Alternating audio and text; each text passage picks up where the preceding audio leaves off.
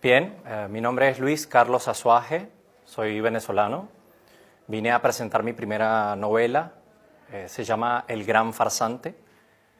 La edita en Málaga la editorial Eda Libros, ediciones de aquí, mejor dicho, una editorial pequeña, malagueña,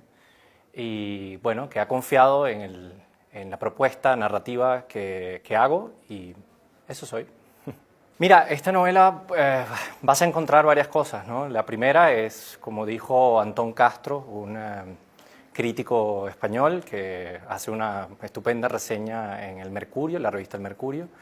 Él señala que es una novela carcelaria, con lo cual concuerdo perfectamente, porque todo está narrado en primera persona por Junior Mata, que es el protagonista, desde la prisión. Junior Mata en la ficción es, o en la realidad mejor dicho, es Jendrik Sánchez.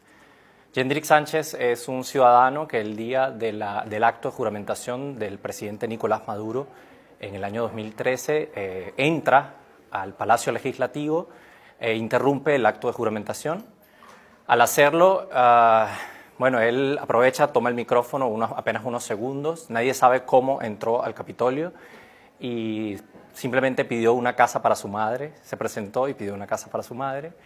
Eso le provocó 6 años de prisión y bueno, yo quise contar la historia de por qué Jendrik hizo lo que hizo. Desde luego no tengo el testimonio de Jendrik, por lo tanto ficcionalicé todo lo que pudo haber ocurrido y cómo llegó allí. Estuve investigando el caso de este personaje y resulta que había estado más de 10 años interviniendo en toda clase de actos públicos. Y bueno, esta rareza, este fenómeno contemporáneo de las intervenciones me resultó pues, muy revelador, con lo cual pues, decidí escribir algo sobre la vida de este chico, de Jendrik Sánchez. Bueno, en principio, como te digo, hice un proceso de investigación, fui documentando cada una de las intervenciones de Jendrik y comencé, digamos, a vincularlo a un presunto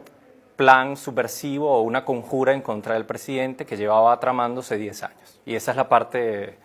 donde yo incorporo, digamos, elementos de la memoria reciente, porque intento hacer un paralelismo entre los grupos guerrilleros de los años 70, 60 en Venezuela y este joven esperanzador que de alguna manera a través de este acto subversivo toma por sorpresa a muchos, pero también levanta el espíritu y además muestra las debilidades de un sistema que a la larga terminó siendo lo que ya muchos podían intuir, que es un franco totalitarismo. Mira, es difícil saberlo, muchos lo tildaron de loco, se le hicieron exámenes psiquiátricos, la mayoría apuntaba que, bueno, a que estaba mal de la cabeza y que por eso simplemente era como una especie de lucha con su primo, quien también hacía este tipo de intervenciones en espectáculos públicos. Interrumpió al presidente Chávez en el año 2012, interrumpió a Alejandro Sanz en un concierto, es decir, ¿por qué lo hacía? Yo en principio pensaba que tenía que ver con esto que ocurre también en el ámbito de la subcultura del graffiti, que es una lucha interna por lograr una posición frente a una especie de cofradía que se nutre de estas participaciones en público, ¿no?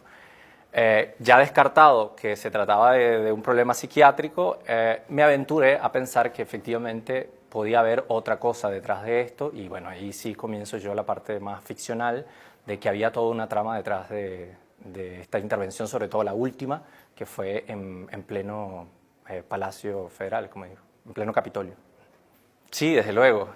Creo que la primera crítica que hago puntualmente es cómo no hemos podido hacer o dar cuenta de la memoria reciente y entender que Hugo Chávez no es más que una respuesta a una sociedad que estaba totalmente excluida, que había sido víctima de persecuciones, que había sido grupos que habían tenido que participar en la clandestinidad y tomar las armas precisamente porque habían sido censurados, habían sido perseguidos y prohibidos sus partidos políticos, en una sociedad que es profundamente desigual, que es la gran contradicción de América Latina, que basta entrar a Venezuela para darte cuenta que ahí mismo en Maiquetía pues es una tremenda contradicción. El oeste es una pobreza extrema y están los cerros de Caracas o las favelas, ¿no?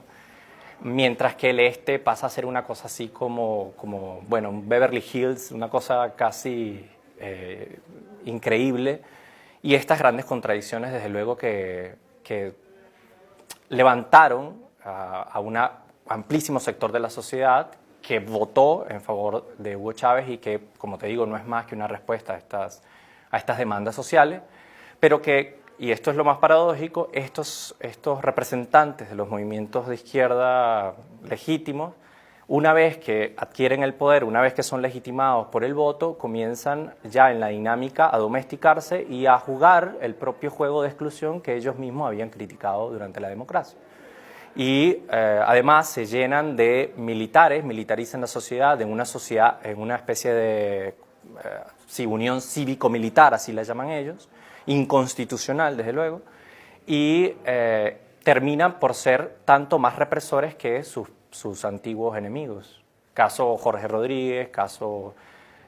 bueno, todos, Diosdado Cabello, que todos ellos participan en el año 92 con el golpe de Estado que se da